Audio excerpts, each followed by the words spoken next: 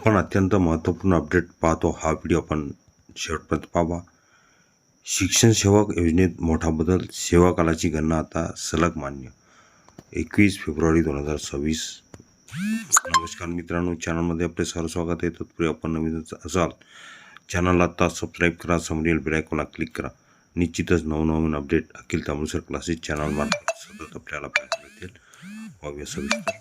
महाराष्ट्र शासनाच्या शालेय शिक्षण क्रीडा विभागाने शिक्षण सेवक योजनेत महत्त्वपूर्ण सुधारणा करत नवीन शासन निर्णय जारी केला आहे.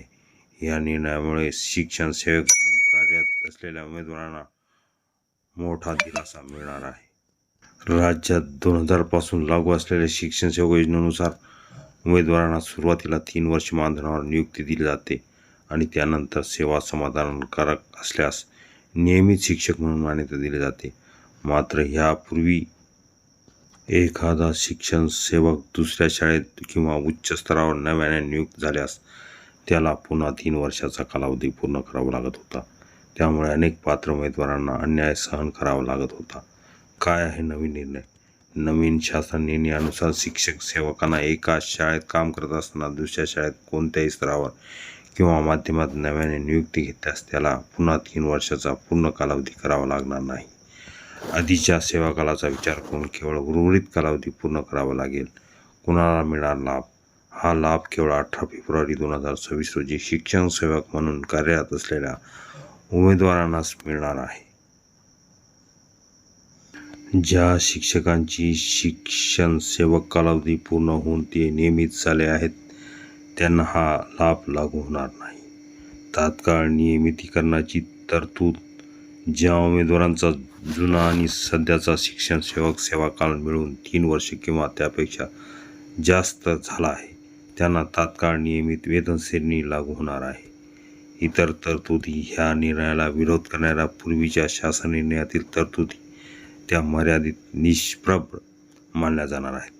शिक्षण सेवक योजनेतील इतर नियम पूर्ववत लागू राहतील.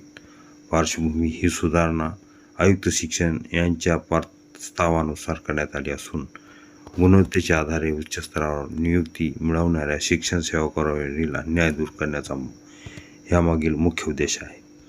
परिणाम काय? या निर्णयामुळे शिक्षण सेवकांना करिअर प्रगतीसाठी अधिक संधी मिळणार असून अनावश्यकपणे पुन्हा 3 वर्षाचा कालावधी पूर्ण करण्याची गरज राहणार नाही. त्यामुळे शिक्षक वर्गात समाधानाची भावना निर्माण होण्याची शक्यता आहे. हा व्हिडिओ उपयोगी वाटला असेल लाईक, शेअर आणि अखिल तांबूसर क्लासेस चॅनलला लगेच सबस्क्राईब करा. GR पाहूया.